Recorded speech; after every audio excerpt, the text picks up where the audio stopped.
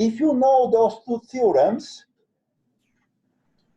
practically any resolvable triangle can be resolved using one of those two theorems.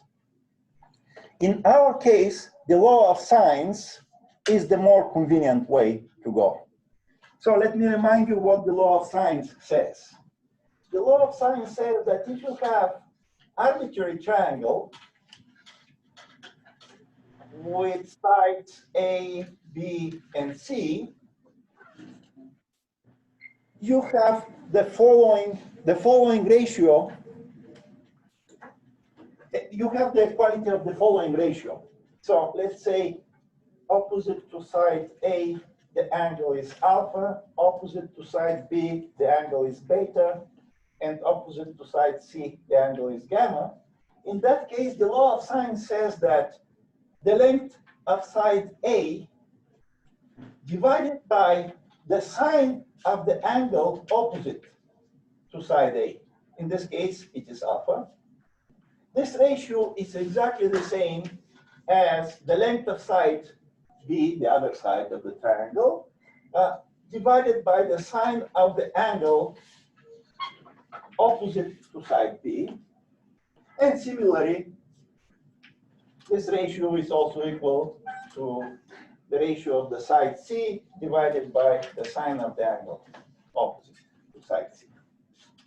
So this is the law of sines. And in order to apply it here for our problem, you need to remember one more theorem from geometry. So in order to be to apply this law of sines, recall that in geometry, in Euclidean geometry, there is a theorem which says that if you have two parallel lines intersected with a third line, a bunch of equal angles are formed. So there is a name in geometry about this situation, but for example, this angle should be the same as this, this, and this, and so you have other also angles. Well, you have exactly the same situation here. Here are the two parallel lines.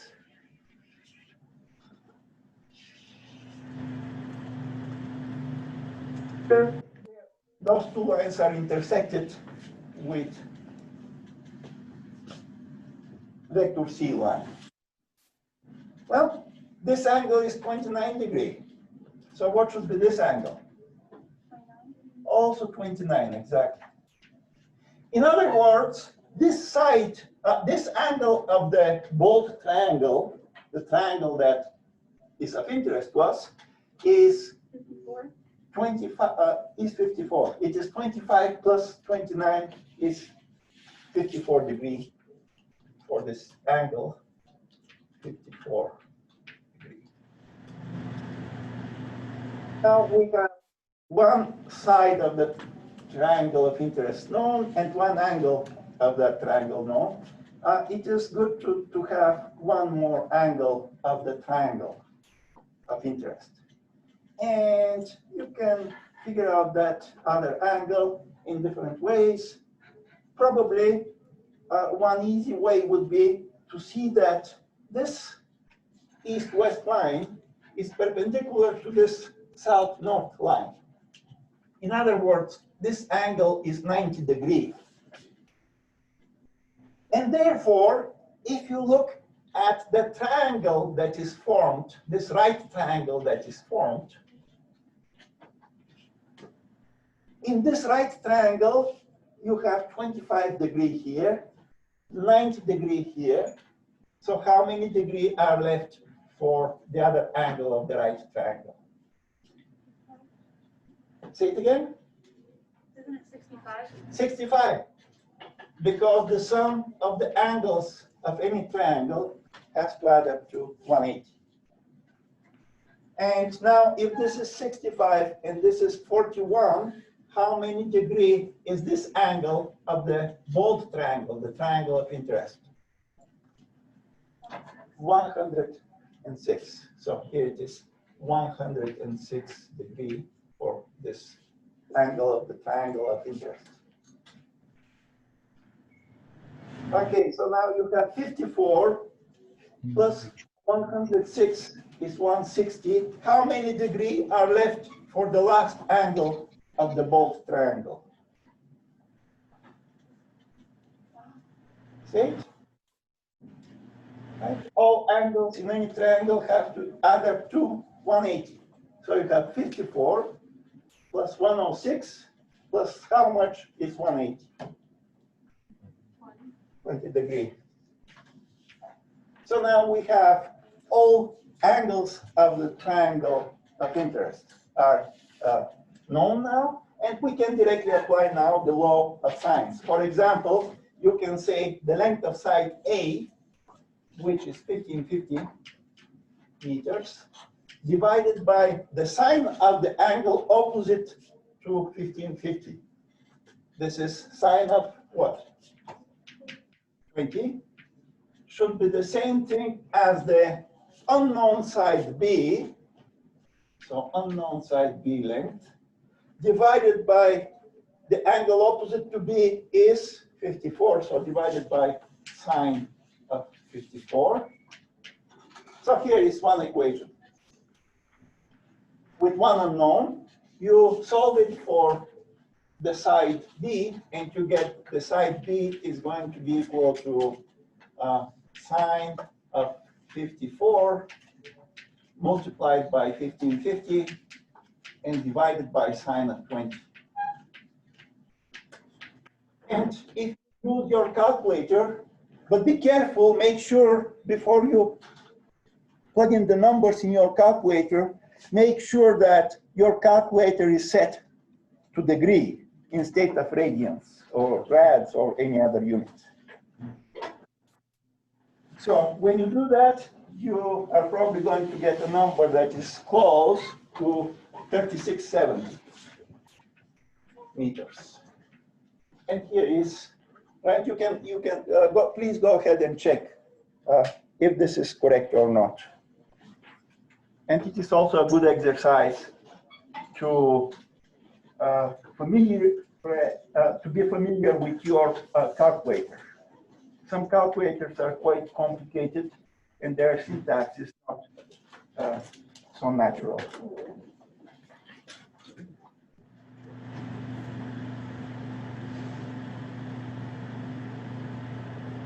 Per manner, you find the length of side C, right? The law of sines has one more fraction equal to those two. And that fraction is the length of side C, the unknown side C, divided by the sine of the angle opposite to side C, which is 106. And you can form this equation. This fraction equals to this fraction. In other words, you can say 1550 divided by sine 20 is the same as C divided by sine 106. In other words, C, the side C has length equal to sine 106 multiplied by 1550 and divided by sine 20. And this should be, this number should be close to 4360. 4360 meters. Did anybody get any of those numbers? Okay, so they're correct. Of course, they are rounded here in the answer, probably. The rule, as I said, Web Assign wants your answer to be within 1% of the correct answer. So the correct answer may be some number with many digits. Your final answer has to be within 1%. So this means that your intermediate results have to be calculated with much higher accuracy. We're going to encounter cases where you have to keep many significant digits in the intermediate results if you want to get accurate final result. Okay, let's see questions and remarks.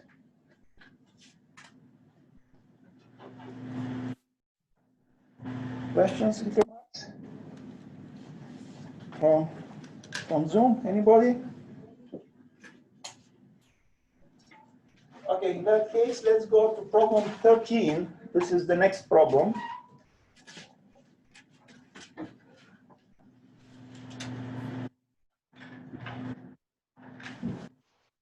Problem 13. So you have a ship leaving New York City and traveling in a certain direction for certain length. How far north has it gone? In other words, what are the magnitudes of the components of the displacement vector in the following directions? Due east, due north. Okay, let's see. Well, I have to say a few words about components of a vector before we this problem to make sense. So look.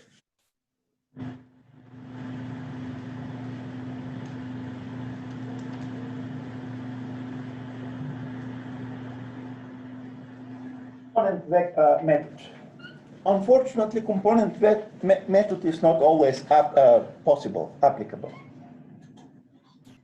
So basically, I told you that vectors are objects that you cannot describe with a single number. You need a number and direction.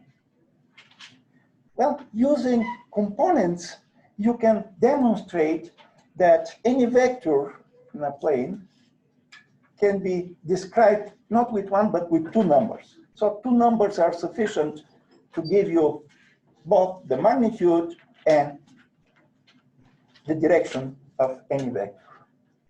And of course, you already anticipate how it is done. So in order to use components, you need coordinate system. In this class, we're only going to use Cartesian coordinate system, which is defined as two perpendicular lines and, with directions for each of those lines. And you usually give a name X to one of the lines and the name Y the other one. Well, if you work in three-dimensional space rather than on the plane, you need a line Z that is perpendicular to those three. But we don't need it now. The lines X and Y are called axes. Those lines do not need to be vertical and horizontal. In many problems, you're going to discover that a more convenient coordinate system looks like this. Some coordinate system that is pointed in some particular direction, convenient for the problem itself. Well, the point where the two axes intersect is called origin of the coordinate system, usually denoted with O. And now look, now imagine that you have an arbitrary vector A somewhere. In order to describe the magnitude and direction of this vector in this coordinate system, you have to follow the following procedure. Draw a representative of vector A with tail at the origin of the coordinate system. So here is your vector A, representative of vector A. After that, from the head of that vector, draw a vertical line. That vertical line is going to intersect the x-axis. Well, draw a line in general parallel to the y-axis. That line is going to intersect the other axis in certain point. Use that point to form the following two vectors. Vector A subscript x and vector A subscript y. what can you say? What would be the result if you add vector ax and vector ay? What would be the result? Which vector is the result of such an addition? Exactly the vector that you started with. In other words, you have vector A is equal to the vector sum of ax and ay.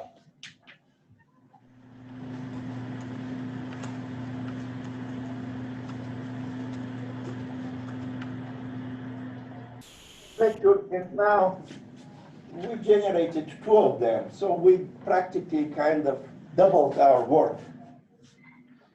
But in reality,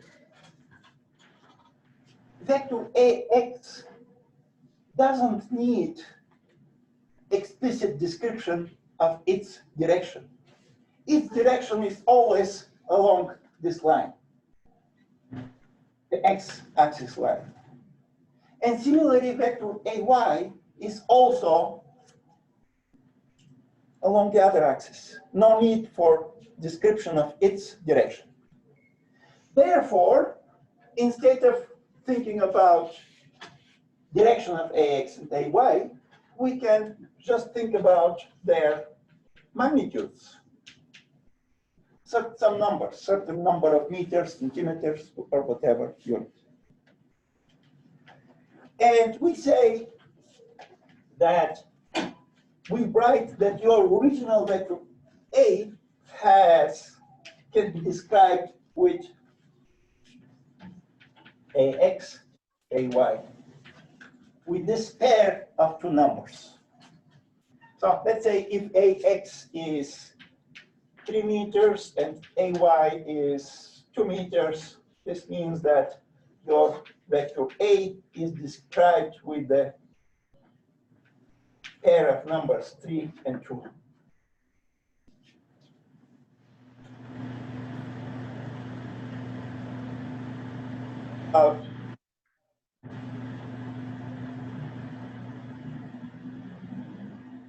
Vectors as objects with magnitude and direction, we can think about vectors as a pair of numbers called coordinates or components of your vector. Notice that the magnitude of vector A can be easily calculated using the Pythagorean theorem. So ax and ay vectors are perpendicular to each other, which means that the magnitude of vector A, which is a hypotenuse of the right triangle that is formed, the magnitude of that vector is square root of the length of ax squared plus ay squared. In our case, it is square root of 3 squared plus 2 squared. In other words, A is square root of 9 plus 4 is square root of 13 meters, whatever that decimal number is. Okay. Also, notice that this setup of a right triangle is ready for application of the sine and cosine definitions. For example, if you call this angle right here alpha, you can say that sine of alpha or tangent of alpha is going to be, let me write it down. Tangent, for example, of alpha is going to be the ratio of the length ay divided by the length ax. Similarly, sine of the angle alpha is going to be the length of ay divided by the length of the hypotenuse, which is a. But we already said that a is the square root, so you can say that sine of the angle alpha is ay divided by square root of ax squared plus ay squared. Now, once we have that, we can figure out the angle alpha, for example. So we have to use inverse trigonometric functions. let's do it right here from the tangent. So this equation means that the angle itself, alpha, is going to be equal to inverse tangent of AY divided by AX. Inverse tangent, or tangent of AY divided by AX. In other words, alpha is inverse tangent of AY, we said was what, 2, and AX was 3, right? So if you calculate inverse tangent of 2/3, you're going to get the value of the angle alpha. In a similar way, you could have used sine function, inverse sine function, for example, arc sine of AY divided by square root of AX squared plus AY squared has to give you exactly the same number. So it doesn't matter which trigonometric function you use, you are always going to get the same answer for the angle alpha. So knowing this, let's go to the problem 13. So, well, pretty much it is exactly what we have on the board. Just let's clean it and do it again. So here is New York City.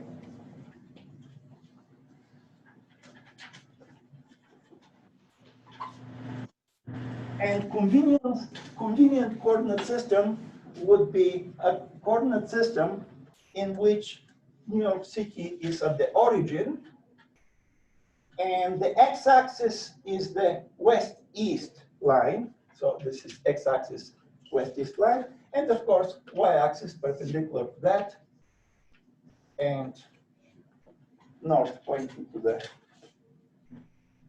upward, vertical. So they say that you start from the origin at New York City, and you're moving 40 degrees north of east.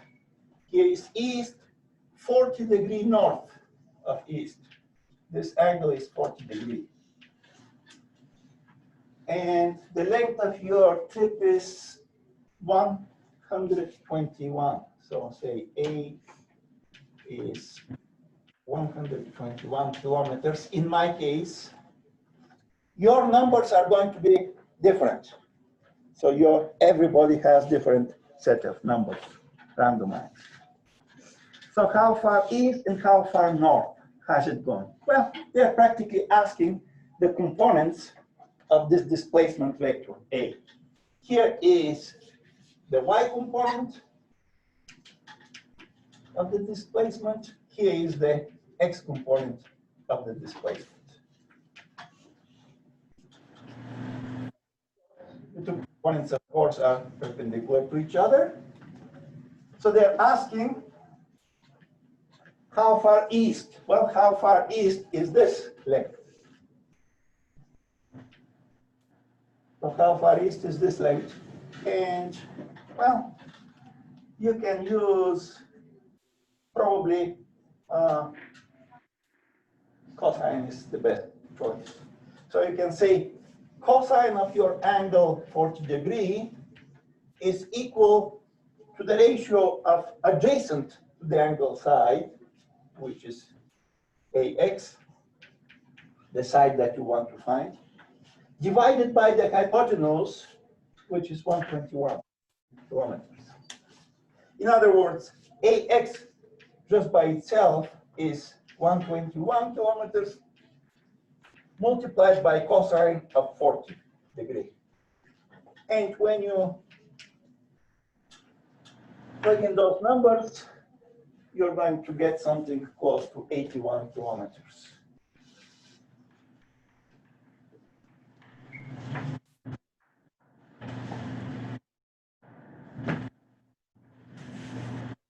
Okay. So part B, how much do you know? Well, this much, AY, the length of AY. So it is, to find AY, it is convenient to use which function? Which trigonometric function? The sine. So I can say sine of the angle 40 degree by definition is equal to the length of the opposite to the angle side, which is AY, the side that you're looking for, divided by the hypotenuse, which again is 121 kilometers. In other words, AY itself is going to be equal to 121 multiplied by sine of 40 degree. And this should be the answer. It should give you 89.9 kilometers approximately.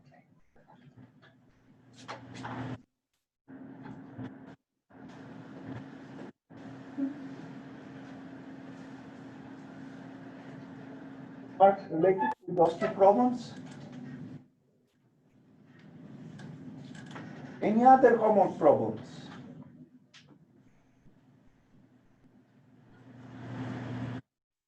So how many people didn't have a chance to look at the homework assignment yet? Yeah, it happens. Just do it as soon as you can, because things pile up and get taken very fast. Well, if you don't have other homework problems, well, I have quiz questions, but for chapter 2. But of course, if you didn't have a chance to look at the first homework assignment, the chances are that you didn't do much reading yet. So let's start with chapter 2. And I expect on Monday everybody to have read the chapter and ask questions or remarks or answer quiz questions that I'm going to project on the board. Yeah. Can you go over question 3 and 7 as well? From the first homework assignment? So okay, let's see what is question 3. Question 3 from the first homework assignment says this. Is it possible for one component of a vector to be 0 while the vector itself is not 0? Here is an example. So always when you talk about components, you need a coordinate system. So choose a coordinate system. It is x-axis, y-axis. Is it possible one component of a vector to be 0 and the vector itself not to be 0? And here is an example. For example, this vector right here, vector A that is pointing straight up, has x component 0 and y component is the length of the entire vector, for example. Or another vector B, maybe this way. Another vector B with now x component equal to this length. Keep in mind that the x component of vector B is going to be positive or negative number. So by convention, when a vector points in opposite to the axis direction, you assign a negative algebraic sign for the length of that component, for the length of. So vector B is going to have dx is going to be some negative number. It's going to come with a minus sign that you have to put in. -5 centimeters or meters or whatever units. And its y component is going to be 0. So it is possible, right?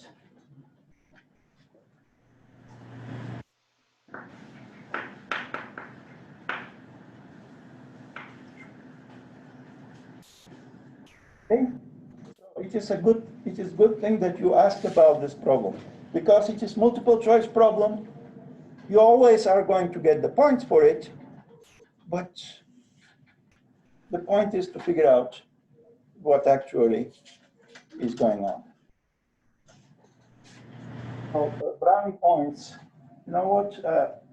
Next week I'm going to make a class list with names there, and I'm going to assign brownie points to anybody that asks a question, makes a comment, and as I promised, smiles, even though smiles are very difficult to see behind the face mask.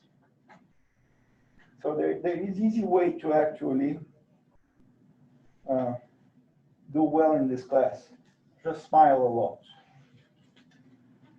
Maybe you have to wear transparent face mask so we can be able to see it. Okay, problem 7 from the first homework assignment.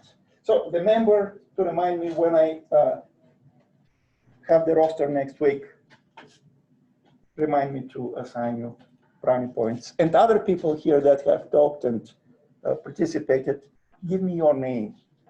When actually the class list is something that you're going to fill in. So I'm going to put together a Google Doc, and everybody has to find the name and maybe write down your majors and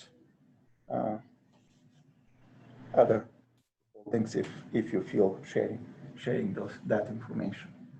Okay, next. Question 7. Sorry, Said you don't have to put your major if you feel ashamed of it. and what? He's gonna make a class list and we'll put where your majors are. Yes, yes. Okay. Okay, so the magnitude of a vector has doubled. Can you conclude that the magnitude of each component has doubled? Huh. Well, let's see. Here is one vector from previous problem. 121 kilometers. If you double the magnitude of this 121 kilometer vector, so here it is, you double it, so it's going to be, this is the vector 2 times A. What can you say about the components of this double vector? Well, here is the y component of the double vector. Well, and here is the x component of the double vector. Well, here it is. Still, this is a right triangle. So, can you make the argument that this vector is double this one? Yeah, it is. Because, why? Because this triangle and this triangle are similar triangles. And because of that similarity, since the ratio of the large to the small is 2 by construction, right? This means that this ratio also has to be 2, and this ratio also has to be 2. So indeed, you double the size of a vector, you're going to double also its components. Similarly, if you triple or any number multiplied by a vector multiplies the components. Again, very good question, very useful question. So notice again that we're using geometry. So don't panic if you don't remember high school geometry. We're always going to doing a refresher when we encounter questions of that type. Okay, other questions? Professor, you have a question on chat. They're asking how they're going to be doing the quiz for remote students. How to do the quiz for remote students. Yeah, that's so I was planning to just project the quiz questions on the board, but unfortunately the camera doesn't capture the screen very well or at all. So I probably can just An option would be to put the questions onto this computer and project from this computer? Yeah, but switching between camera and document is going to take time. But in principle, this is how we're going to do it. So it will be, if it were normal environment, everybody would be in class and everybody would look at the screen and answer the quiz question with A, B, C, D options. Very simple and fast. So, Oh, 5 minutes left, by the way. well, I actually have a quiz ready for chapter 2, and we can try it now, but let's leave it for next week. Okay, now let's start with, okay, other questions. Let's see other, yes? So should we kind of expect a quiz every Friday before? So are the quizzes going to be in a particular day? And no, neither due dates for the homework assignments are going to be in one day of the week, nor the quizzes.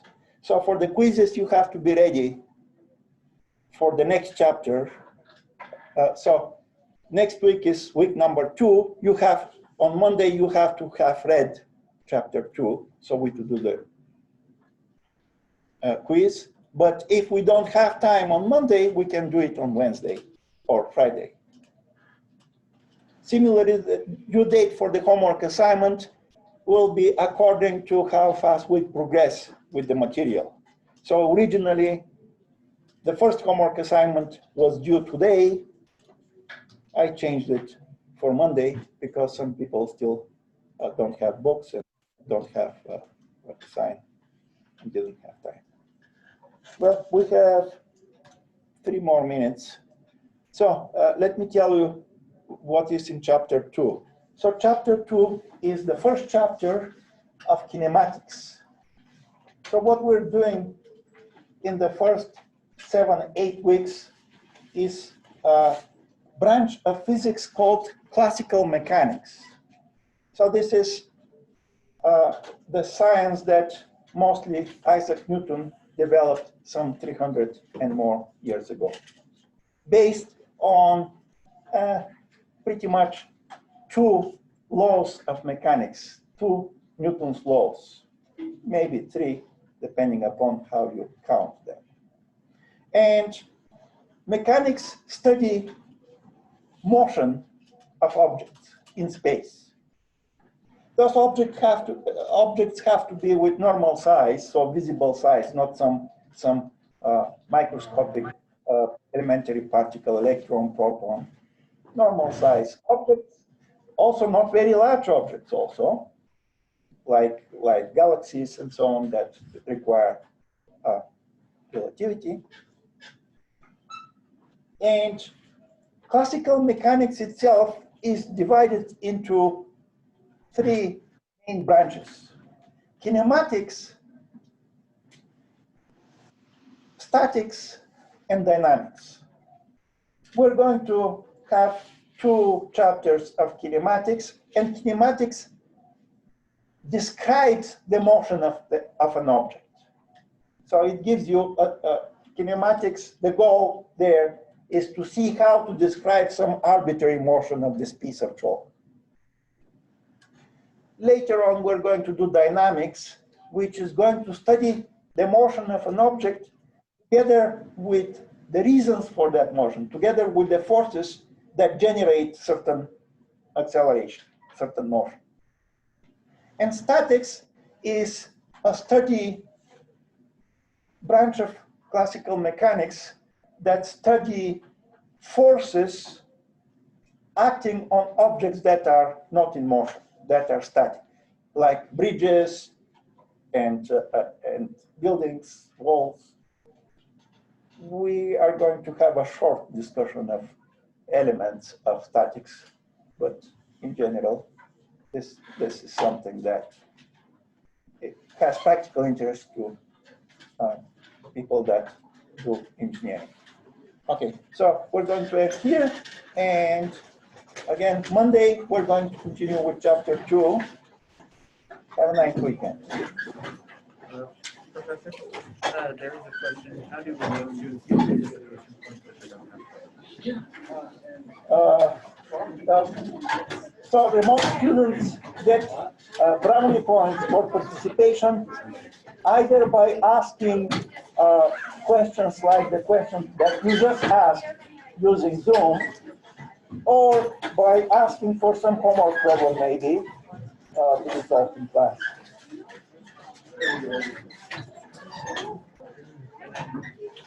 Quiz don't have to be, right? Yes, yes. Well, they have to be ready, but we'll see. I have to give this whole concept inventory. This takes 30 minutes. But and I may give it. We're down to 104. 104, so it's on this floor, like, Yeah. what time do you guys usually are there? So we're starting next week. I think we have a schedule. We are going to have a quiz. But look, don't get completely panicked about quizzes and exams and so on. I'm not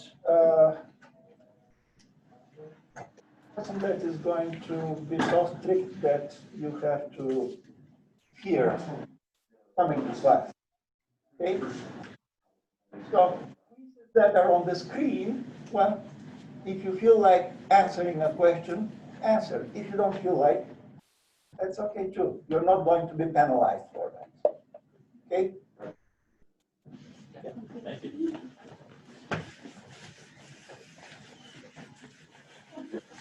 A little bit shorter. Okay. Yeah. So what's nice about this